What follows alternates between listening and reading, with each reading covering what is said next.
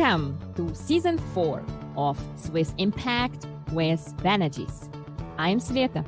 And I am Ben. The topic of Season 4 is impactful businesses. Would you like to shift your capital to make positive impact and profit at the same time? We will bring you amazing guests who are business owners, thought leaders, founders of impact investing funds who will inspire you to invest with impact. In this season, we will focus on high impact, high profit investment opportunities, which contribute to SDGs, better known as Sustainable Development Goals as defined by United Nations. We are hoping that when you watch this, you will shift your capital to serve all people and the environment. We do not have time to wait for politicians and big banks to start acting on a big scale. Our aim is to establish an easy and quick match between impactful businesses and investors. We will be broadcasting live every Friday afternoon at 3 p.m. Central European Time here on Swiss Impact with Banerjis. Impact is best when you invest. Good morning, afternoon, and evening to everyone. And today our topic is, are we measuring social impact? Wow, that's a lot of energy. Welcome back to our Season 4, Episode 8. We continue supporting impactful businesses which create positive impact around the world. Today, again, boring, we stay in Switzerland. And the show will be dedicated to social impact. We will discuss with our guest, of course, what do we mean by social impact? So you really will get it clear. And we start with inviting you and all your friends all over the world to watch our programs. And yes, we invite you also to subscribe to our YouTube channel, not to miss any future exciting episodes. And that is youtube.com/Swiss Impact. What will be your story of today, Ben? I'm scared. It's not easy to find positive news under the present circumstances. But I had promised that I will stay positive in the beginning of this year, so I'll try to continue.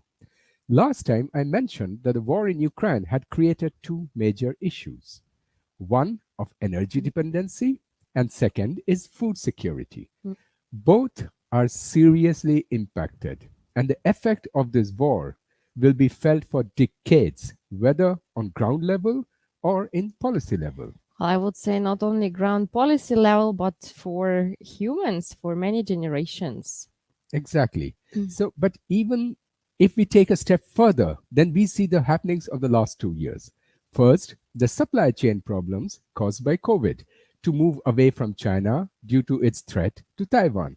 And now all the sanctions caused by the Russian invasion of Ukraine has shaken the roots of the foundation of globalization. From every normal citizen to heads of major corporations today are thinking of how to do business in keeping these events or these situations in consideration.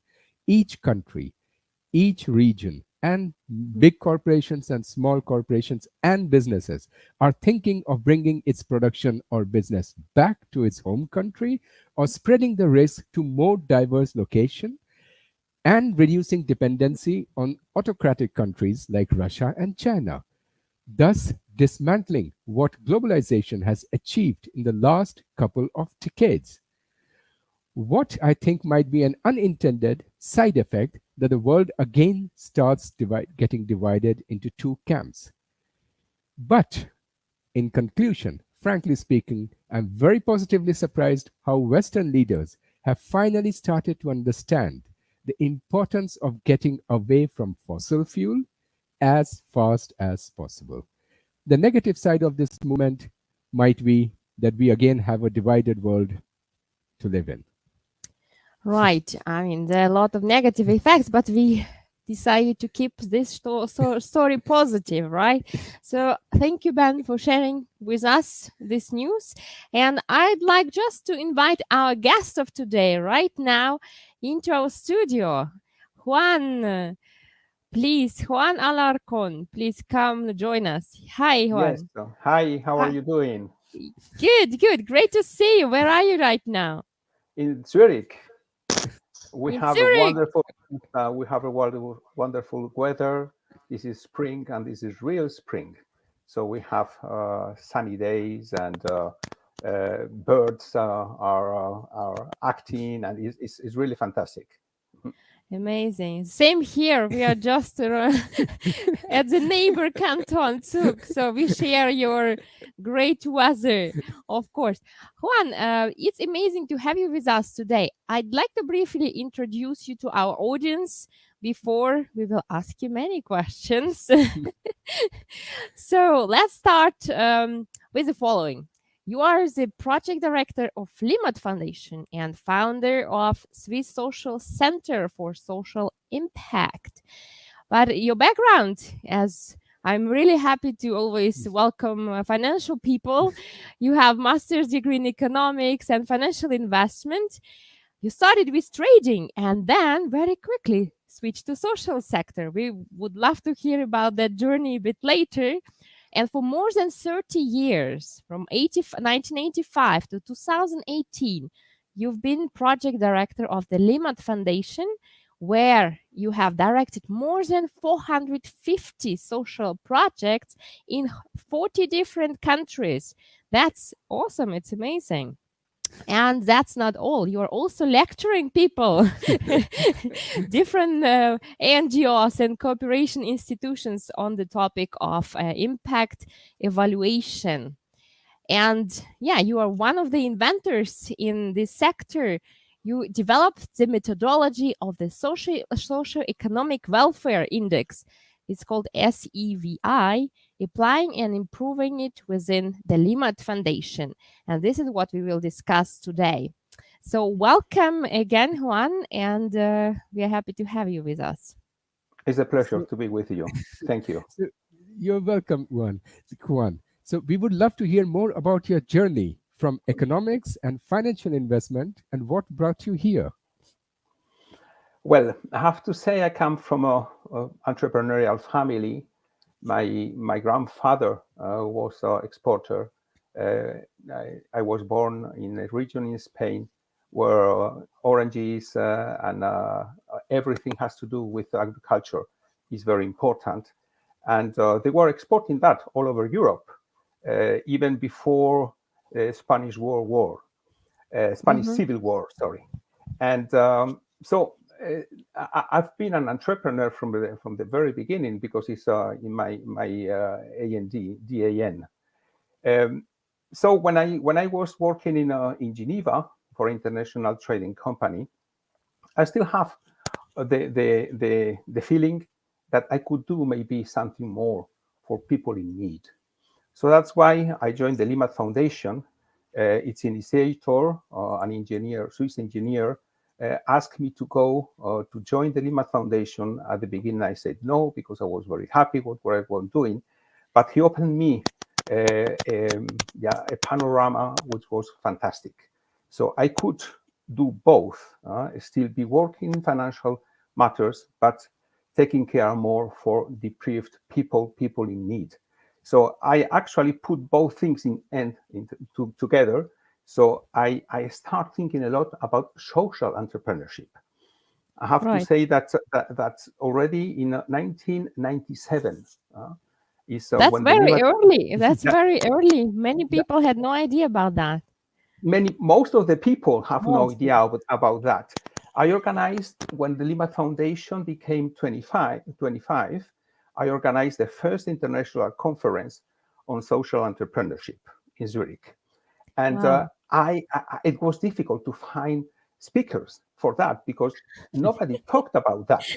I remember, but everything came together.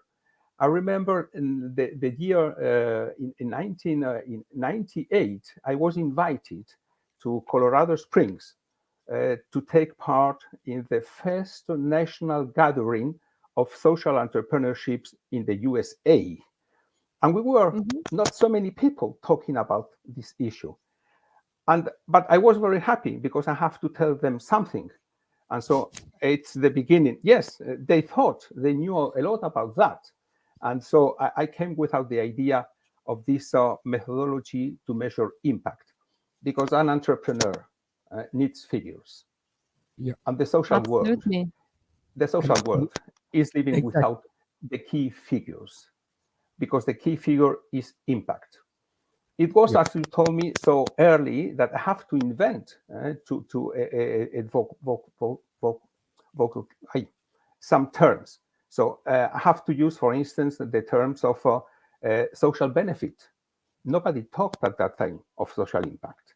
I have to talk about social return, because everything I was using in the financial world, I was using as entrepreneur, putting the word social became for me, yes, there were no other terminology. Nobody talked about that in the 90s practically.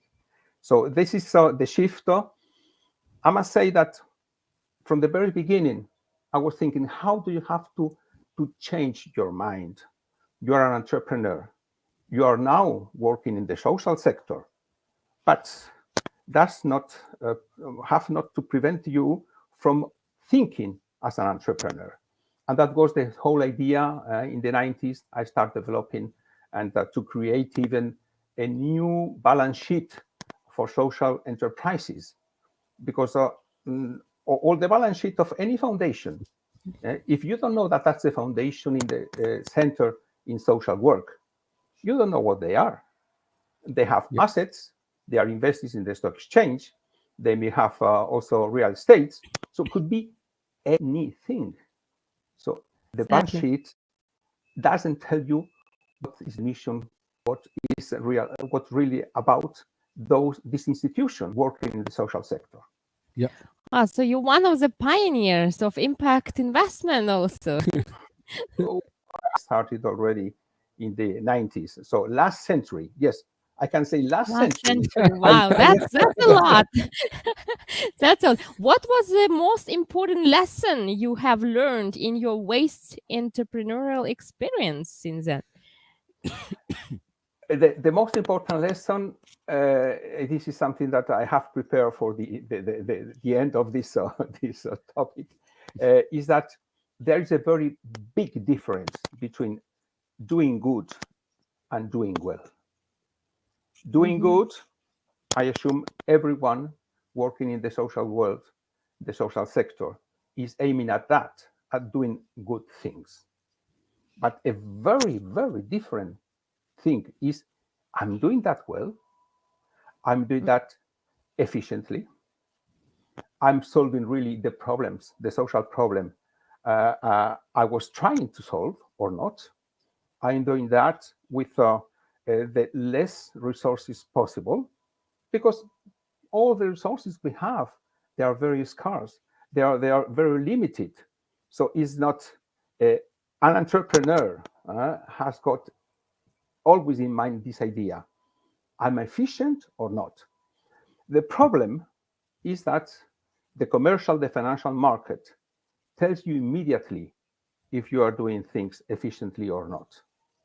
If you are producing and the price is too high, you're not going to sell what you are producing. But we are always subvention.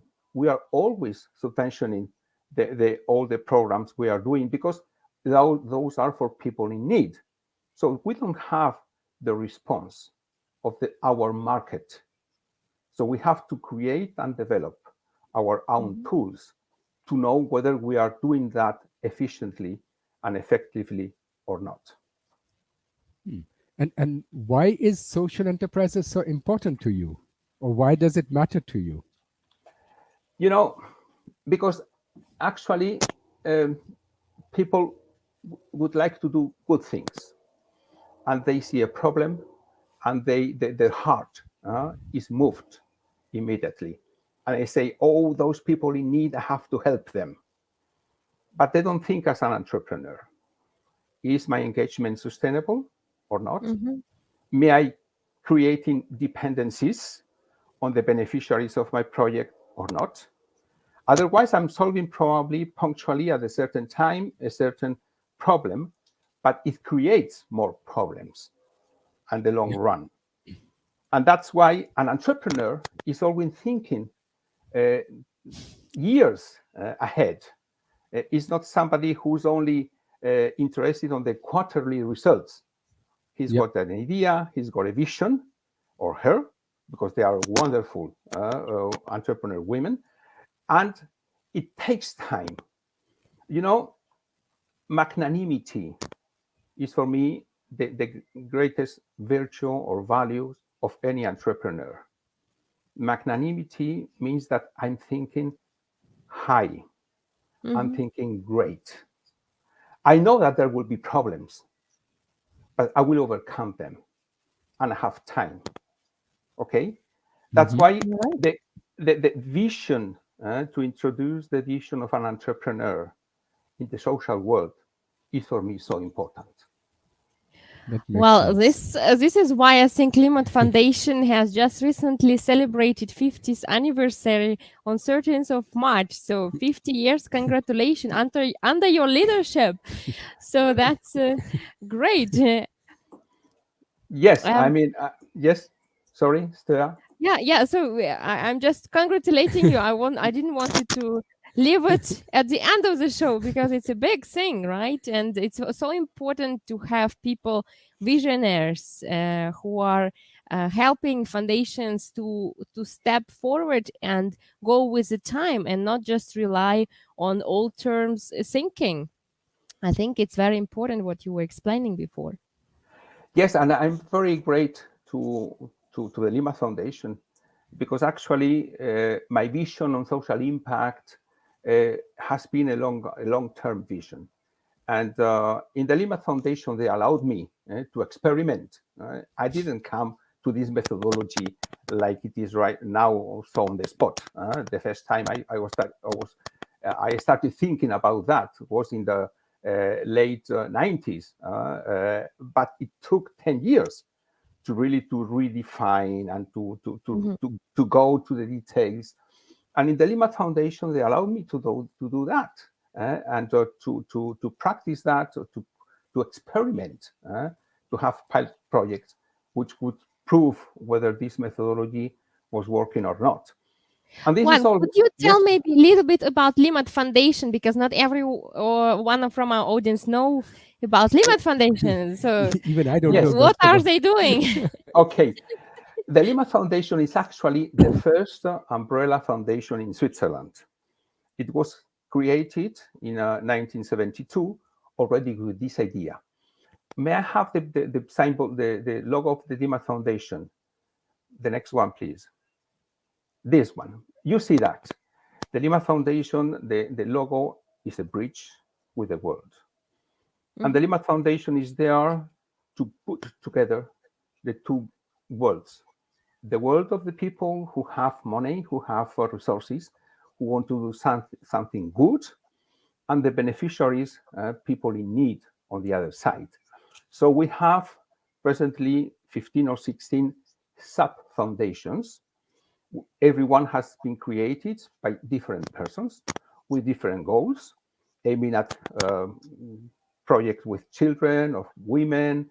Some of them are in specifically for some countries or regions in the world, and everything has to do with education, because the vision of the Lima Foundation is that the development goes through education, through Mhm. training.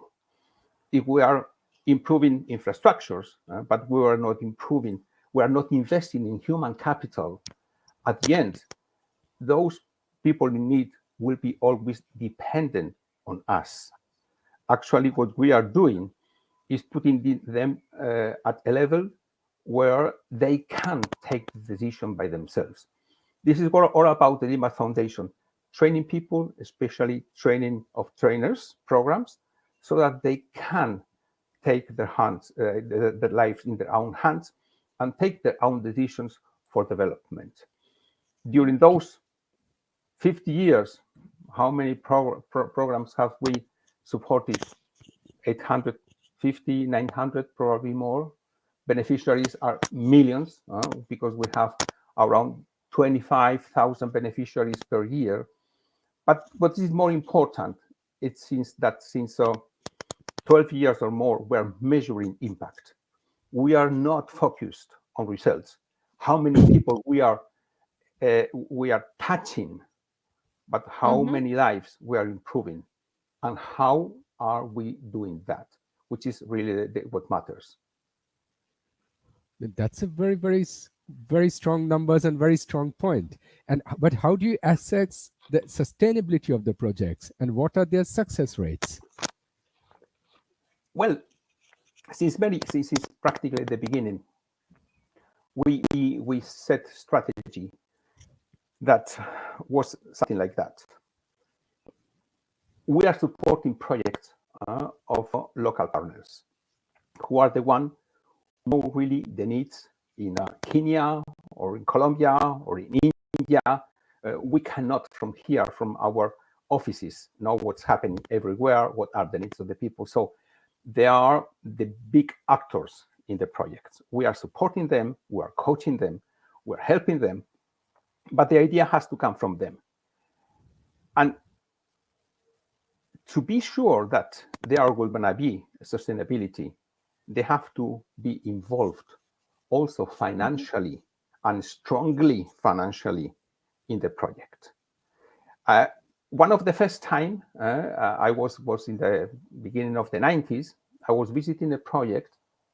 The budget was $100,000. And I told them, listen, the Limmat Foundation is ready to put 50%. So 50,000. Mm-hmm. So they asked me, so it means that you have to put 50,000. Yes, indeed. So the budget is 100, so you have to put 50. Yes, but we will work our whole life. We'll never get this amount of money. I know that. So in that case, you don't want to help us. Yes, for sure.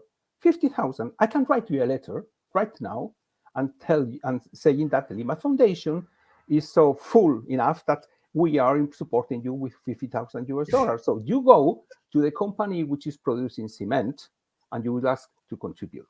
You will go to the government and you will say, we need also teachers.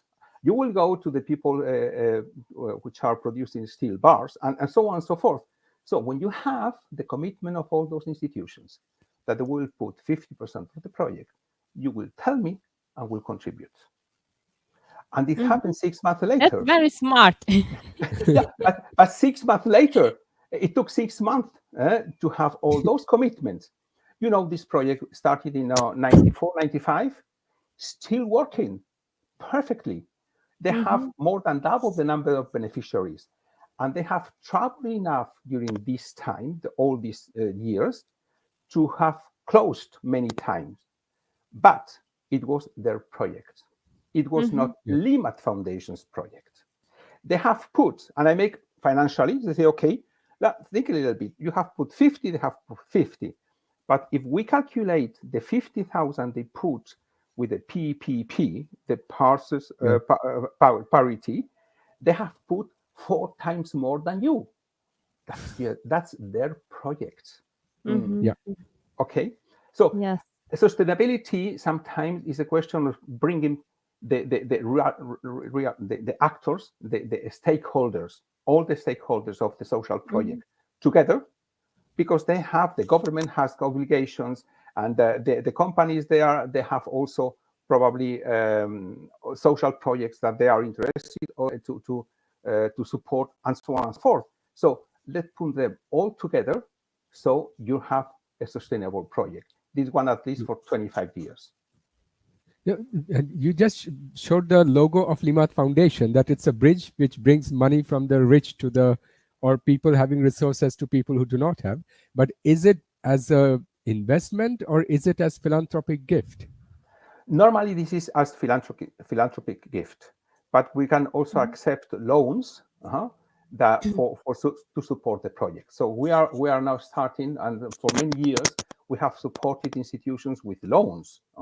So they have to repay for that, and I can say 95% or more they were able to do so with a good, very accompanying and coaching, and sometimes they need more, but this is not impossible, and that we have been doing that for many years already. Okay. Okay. Could you tell us more about impact of Limmat Foundation in the Sustainable Development Goal number 5? The gender equality. Yes. Yes, the gender equality. I mean, there is a picture there. I don't know whether you can bring it with the women working. Yes, thank you. You see, the Limmat Foundation's more than 60% of their its beneficiaries are women. And this is not something new. When I started to work in the mid-80s in the Limmat Foundation, it was already like that. What I didn't know, because from outside, you don't know that, is that women are the motor of development. Yes, yes, yes, yes, madam. Yes, yes. And I can, so I've seen that so many times. And this is not, and that's not a cultural question.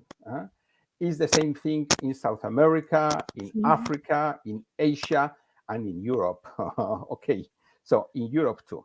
So the Limmat, that's why since of, at least I've been there since 85, women have been the focus of our project. Doing what? Training them so that they can take their own decisions. Many times, women in developing countries, they have to follow what man says.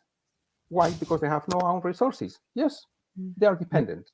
They are absolutely dependent.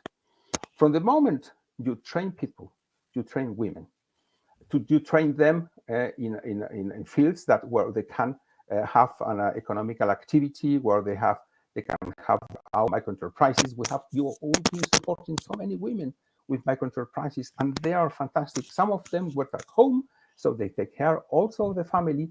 But some of them, they have created enterprises that are exporting, so real businesses. And when you do that, you allow women to take their own decisions. They are no longer dependent on what men says, because they can say, "Hey, it's not like that." Yes, yes, yes. Okay. So you create. I live every day like that.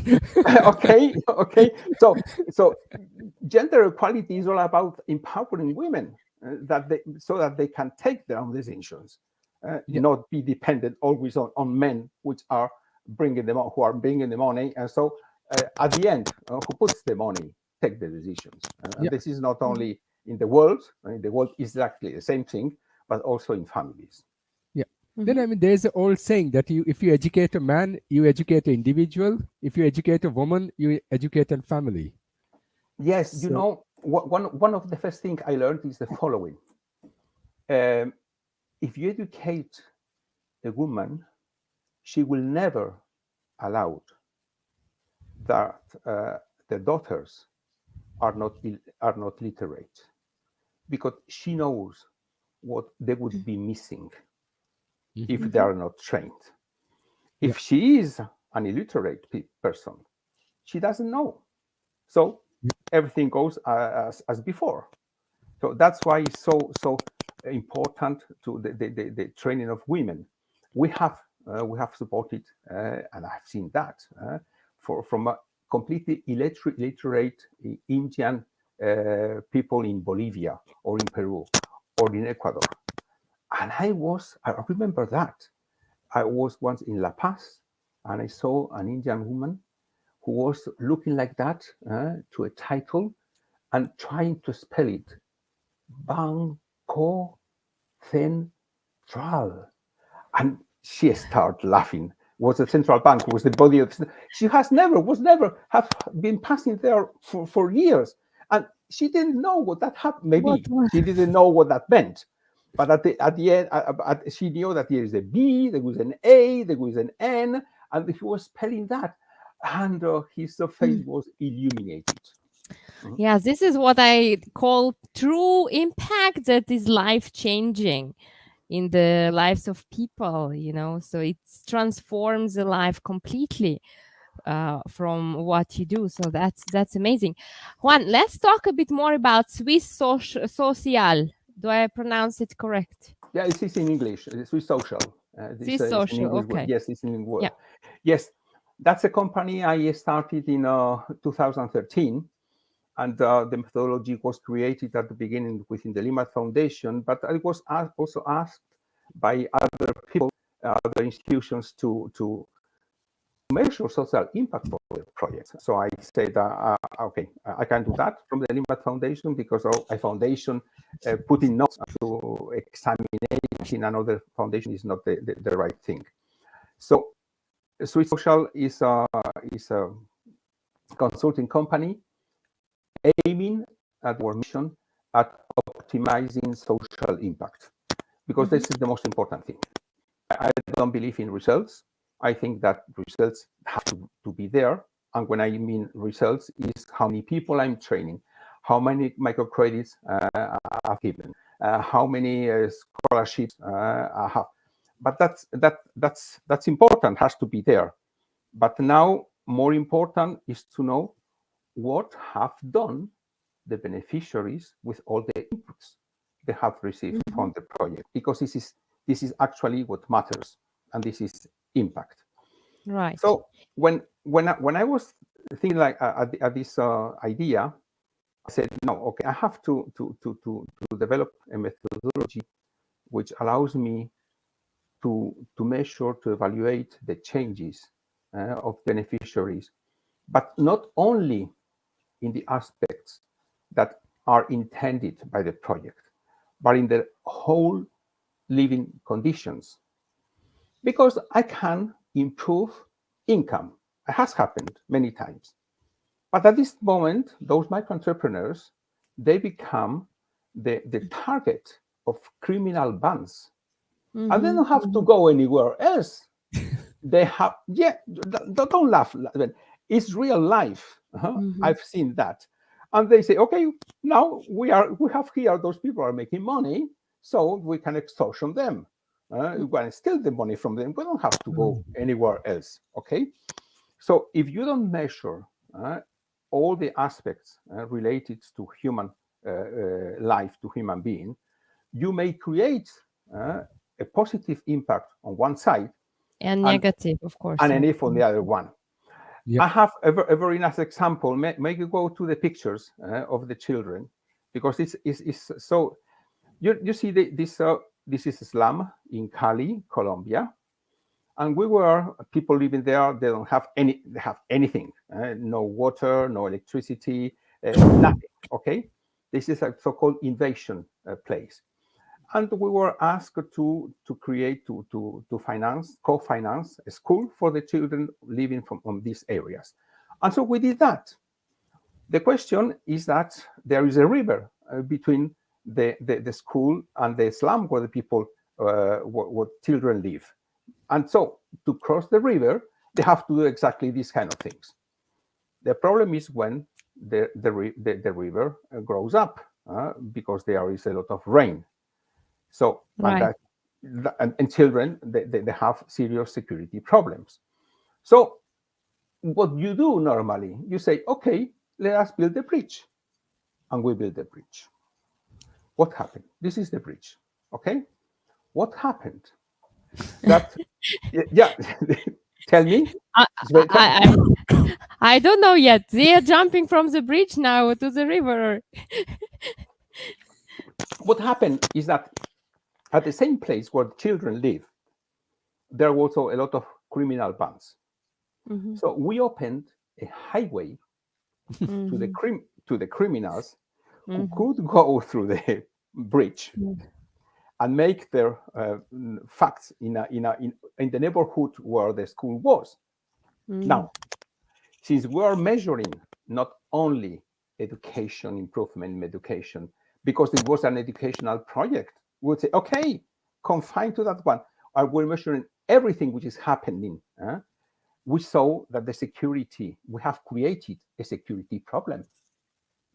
So how did you solve that? You destroyed the bridge, or what did you do? No. No. There was we thought a little bit, and the solution was fine. It said we put some barriers, okay, one behind the other, so that motor or cycles cannot go through. Okay, exactly the same thing that the peasants do in Swiss Alps. to impeach that cause goes with, okay, exactly. We took exactly the same example. So children, they were playing, going like that to see making competitions, and criminals ban could not go through. Okay, now, but what I mean is, if we are only measuring the impact of what we were intended to do to produce, we would have missed this important part.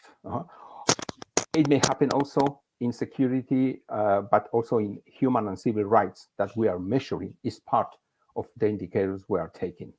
We are not only measuring the quality of infrastructure, we are also measuring the access to health care. We are measuring everything which is related to the human being. The impact measurement topic is very still it's very difficult for many to measure the impact correctly. This is why we really appreciate any input that you are sharing with everyone, because we also even created one TV show called How to Measure Impact. But the practical aspects, like you share, it's really gold prize. Tell us more about socio-economic welfare index that you have created. Yes, we could have this slide. That's right. Here we have it. So it comes from the idea is that everyone which a human being has got is either individual or the tangible. Individual or the collective, because he's a human being, person living in a society. But from the other side, he's also has got a body, so needs tangible material things, and has got spirit, so needs intangible things. So we're measuring, we have chosen 9 indicators, which is our income, net asset, and access to healthcare from the side of the individual tangible, general studies, general education, but also professional, vocational training. And those are the 2 we are measuring for the individual tangible. But is living in society and public infrastructure, public services, sanitary conditions. We forget that many times, but they are there. They are living with those ones, but also Right. security and accessibility of human and civil rights. So we have with that we have a scale from 0 to 100. 0 is your death; you've got nothing. 100, you're living on the conditions of paradise on earth. Okay, so it never happens. Do you have anywhere such indicator? Maybe we should go there. No, 100. I don't have never. Okay, but okay, somebody who has got 5 PhDs from the point of view of the general education would be at the level of 95, 99, which you put whatever you want. But so we're working for years to fine-tune those indicators, and we do that for the region where the impact evaluation are evaluated. I laugh always when I hear that the $2 income per day is the minimum. Sorry, you have no idea. It depends on. Maybe $2 income per day is a huge amount. If you're living, I don't know where, and you still have in-kind income because somebody is giving you potatoes or fruits or vegetables or whatever it is. So we go and we try to make a high resolution picture of the situation where those people live. And we have the scales from 0 to 100. So, and that's very important. We have to start with a baseline before the project starts so that we can trace the changes that the project is producing in the beneficiaries. We also need a control group because some of the changes may be attributed to general changes in society. So we have to know that whether we can attribute It would have happened anyway, right? Without you need to know that. Yes, that's right. That's right. Yeah. And so we can really say those changes are attributable to this project. And we learned a lot. I learned a lot. Every time I make an impact evaluation, I have done dozens of them. I'm amazed how changes are cannot be foreseen, because you give an input, for instance, for income generation, and you see at the end that they are improving their access to healthcare. And you say, Exactly. okay, why? Because, yeah, people are thinking, okay, or they're improving their general education because they realize, no, I need to be more educated if I now have to run small macro enterprise. I cannot stay with my primary school degree. I need to go for more. And this is something which has been provoked by the project, so I can attribute it to the project, but was not foreseen. Many, many of the changes that we can see in the project when making impact evaluations were not intended at the beginning.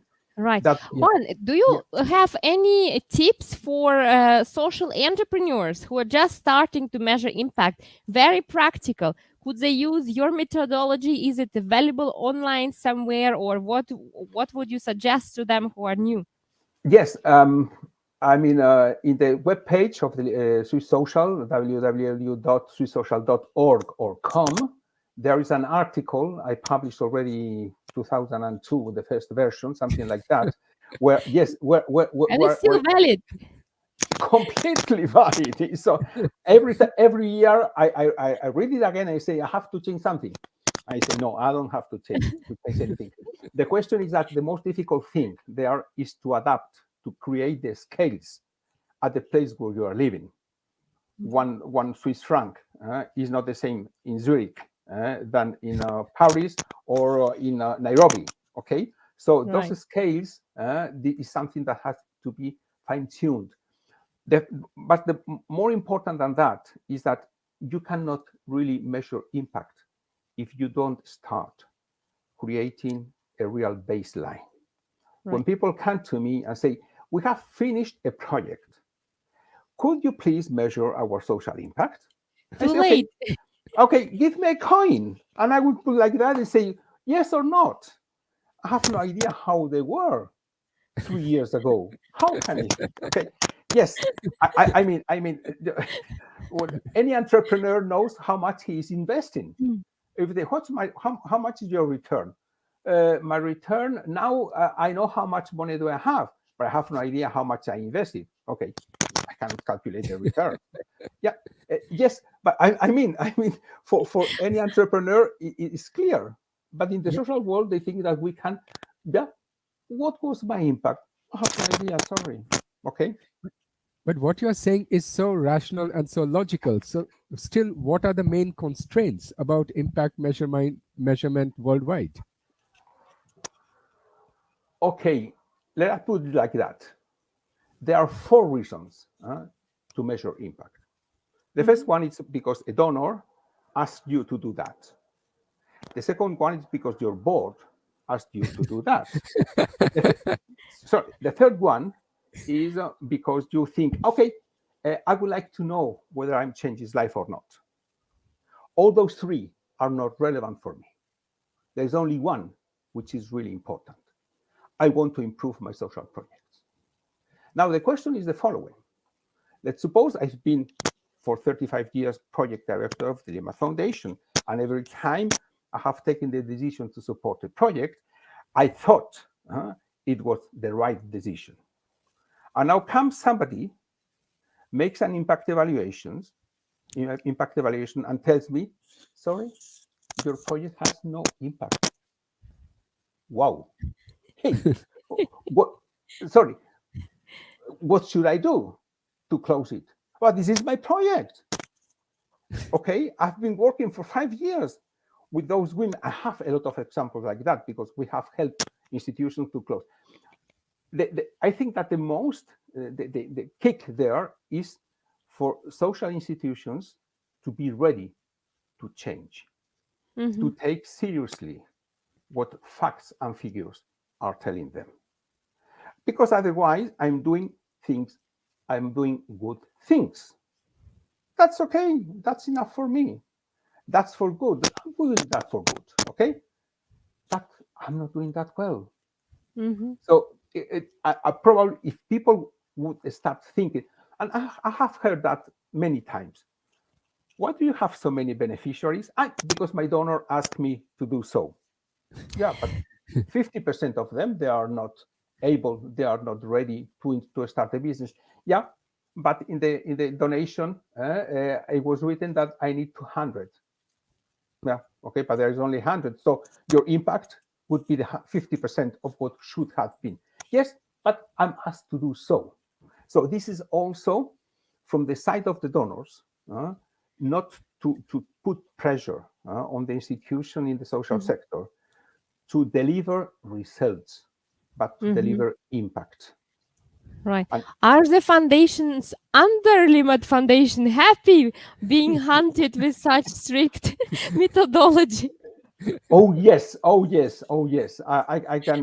This is not because I've been working there, but I've read as a comment of the present project director saying, we give more attention to projects which are coming with a social impact measurement, especially if they are done by Swiss Social, because they know what we do, and that's a guarantee. It's a guarantee. I cannot guarantee 100% it's going to work, okay? But if you know this project is delivering impact or could deliver more because you are measuring that, you as the donor, you are more confident and you can say, okay, I would like to stay with this institution. Right. Juan, we feel so much love and passion about impact measurement when you are talking about it. But how it is different to impact measurement methodologies from others? There are so many around there. Just very briefly in bullet points, how is your methodology different? Why it is the best? The best, I don't know. I have some very good competitors, I must say. I have very, my Why it is methodology. so good, as you're saying?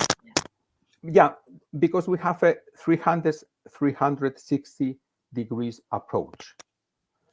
Because we are measuring the intended or unintended effects on the beneficiaries. Because we use objective data. Many people, this is not only 50% thinks that. Okay, they can think whatever, but real facts. We are also have proved this methodology in 4 continents, and we know that it works in Asia, Right. Africa, Europe, and South America. And because we are using scales which are completely focused on the reality of the beneficiaries in the places where they live. And sorry to say that because this is me, I have 35 years experience as project director. And many, and many I've seen, somebody told me, I was for an impact evaluation, I told the people in the institution, why did you choose Swiss Social? First of all, because we understand what we are proposing us, okay? And secondly, and there was an university, okay? I don't say where, and we didn't understand all the things they wanted to do. And secondly, because you've got experience in directing social projects, so you know what you're talking about. So probably those are the most important things why Swiss social methodology is different. Also because it's beneficiary centered. I tell people, actually a little bit provocative, that your project, it does not interest me. Yeah, and they look at me like that. Sorry, but you're gonna measure the impact? No, I'm gonna measure not your project. I'm gonna measure the beneficiaries. The beneficiaries, you are the expert, and you're going to improve their living conditions through income generation or access to healthcare. But that's your problem. You know how to do that.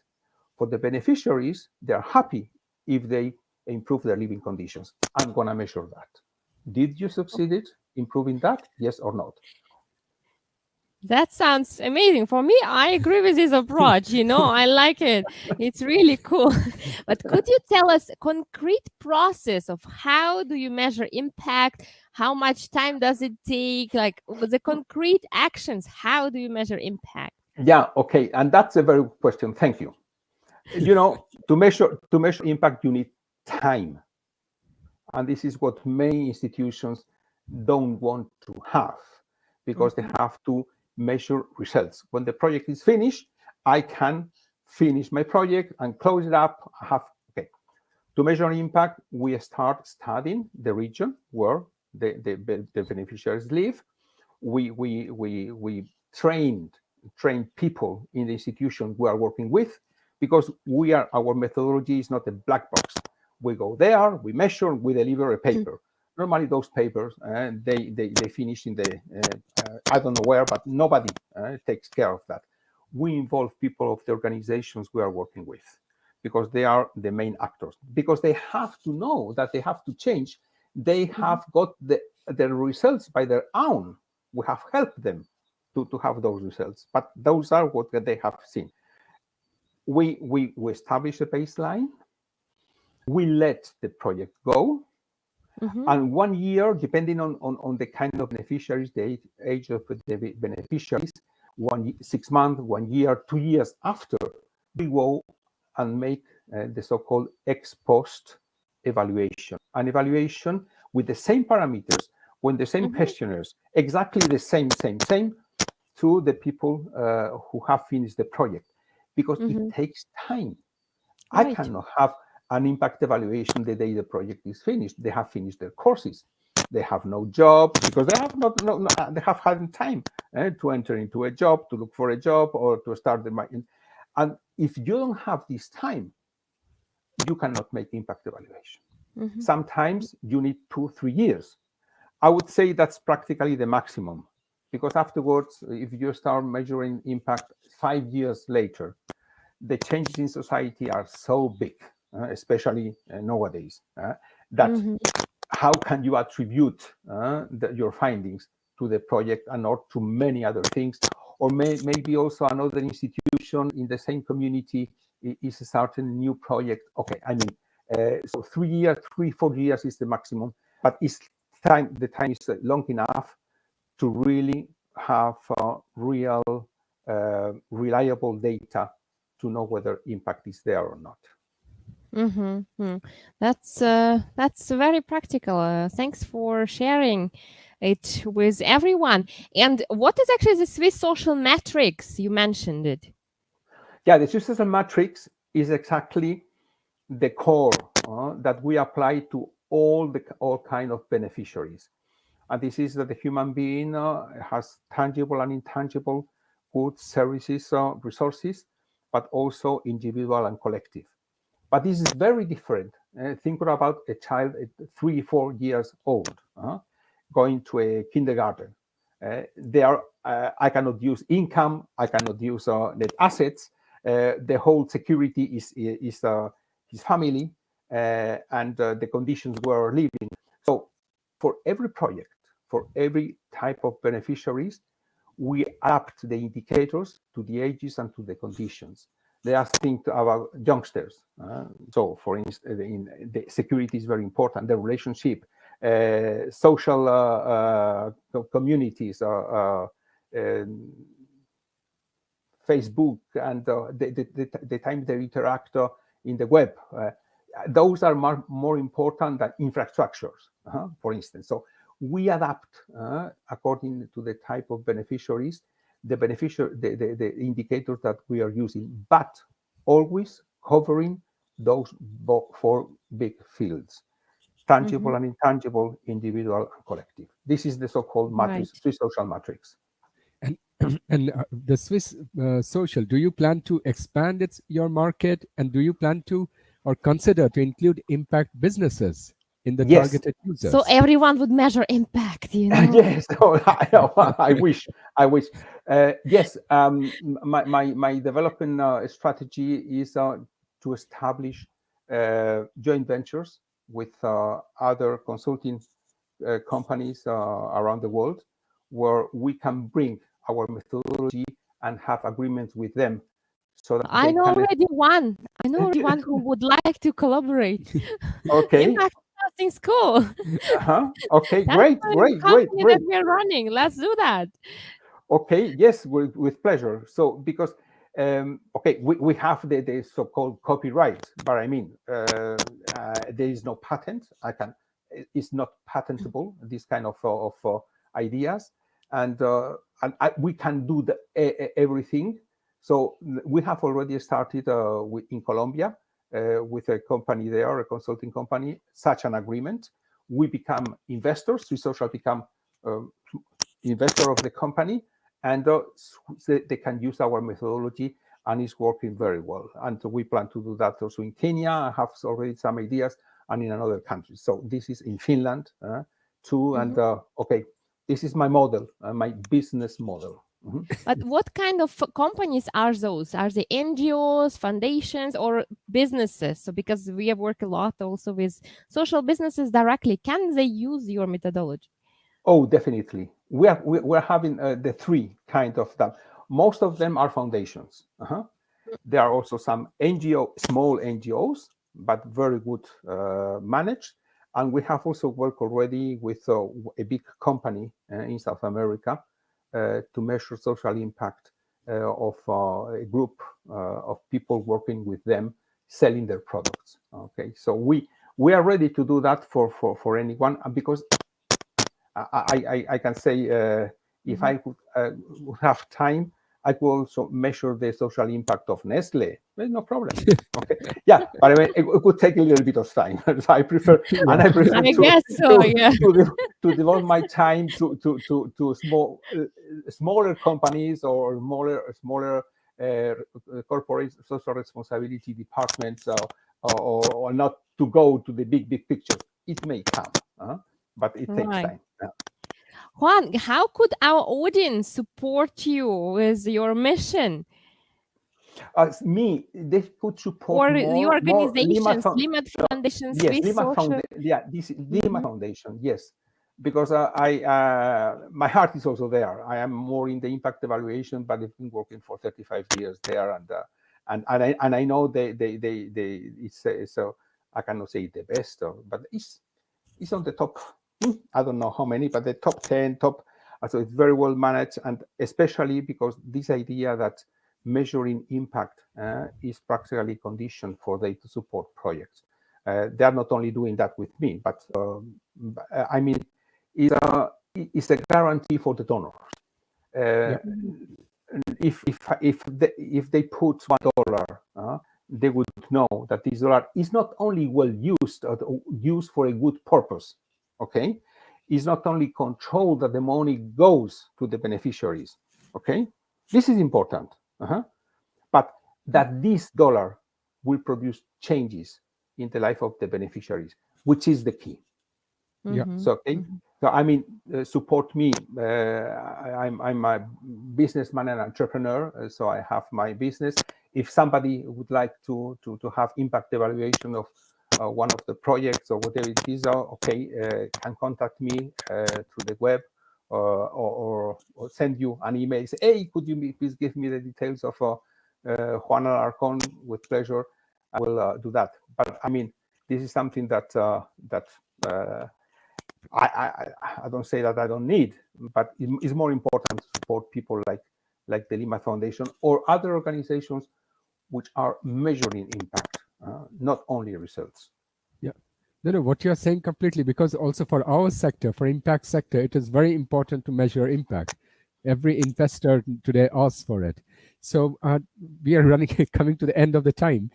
Can you please share any call to action for our global audience? Yes, I would like to have the two last slides, please. This is the one. Doing good and also doing well. Don't forget that if you're not doing well, if you're not really acting as an entrepreneur in the social world, you are not doing well. Maybe you are doing good things, you try to do good things, but that's not enough. And please, the last, is not measured, can hardly be improved. And you see the guy there in the middle with the pencil, which okay, the stock exchange is going up. Social impact should always go up. This is what but measure. You can invent your own metrics, but if you don't measure, how can you know that you are doing well? If you're not doing well, what are actually doing? Wow, that's awesome. I feel the pioneer of impact measurement. You are the true one, no doubt. Thanks so much for joining us today, Juan. It was amazing. And usually, impact measurement is quite a dry topic. People don't want to learn about it. But I think today we managed to make it lively and understandable for everyone. As a little thank you, please register on Chamomile Impact Community and we will upgrade your membership. We would be honored to have you as our member. So Ben, Steva, thank you very much. It was a pleasure talking to you. And I have many other topics to discuss if you want. With pleasure. We will reach out to you and continue our dialogue. Absolutely. Yeah. And you have our contact details. We will see you. And we live next to each other in the canton. So let's in person. Let's meet in person. This is what we suggest to enjoy the sun. Thank you very much. Thank you very much. And see you soon, I hope. And happy anniversary again to all you, to all Limmat Foundation team from us. It's amazing what you guys doing. Happy anniversary. Another 50 years to come. Thank you very much and see you soon. Bye-bye. Bye. Bye. Bye. Bye. Bye. Bye. Bye. So, dear viewers, with this, the episode 8 ends today, and we will be back next Friday with another amazing show. Please don't forget to subscribe to our channel, youtube.com/Swiss Impact. And we invite all impactful businesses who are seeking investment or support to our TV as a guest so that they can also receive the support or resource they are looking for. So, and remember, you get more when you give back. So, always invest with impact. Bye for now. Bye. Hey, we hope you enjoyed this episode of TV show Swiss Impact with Banerjis. Make sure you check out the next one and also find us on Facebook, LinkedIn, YouTube, Spotify, podcasts, and any of your favorite social media places. And please subscribe to our channel so you know when we release new episodes. And also leave us some feedback to help us grow this awesome impact community. We look forward to sharing the next episode with you. And until then, impact is best when you invest.